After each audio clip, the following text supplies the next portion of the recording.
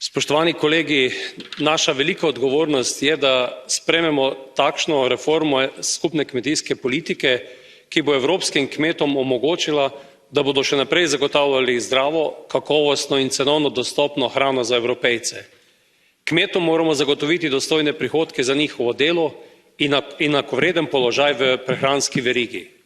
Dodatno moramo podpreti male kmetije, ki zelo hitro opuščajo kmetovanje. Povprečna starost evropskih kmetov je preko 57 let, zato pozdravljam ukrepe, ki podpirajo mlade prevzemnike. Ne smemo pa pozabiti na socialni položaj tistih, ki predajajo kmetije. Podpiram ukrepe, ki spodbujajo prenos znanja, digitalizacijo kmetijske proizvodnje in ukrepe v podporo koncepta pametnih vasi. To so ukrepi, ki bodo omogočili poseljenost evropskega podeželja. Kmetje so bili že doslej tisti, katerim se moramo zahvaliti za obdelano krajino in varovanje okolja. V prihodnje je predvideno še več sredstev v okviru zelene arhitekture skupne kmetijske politike za varovanje okolja in boj proti podnebnim spremembam, katerih posledice najprej čutijo prav kmetje. Vsekakor pa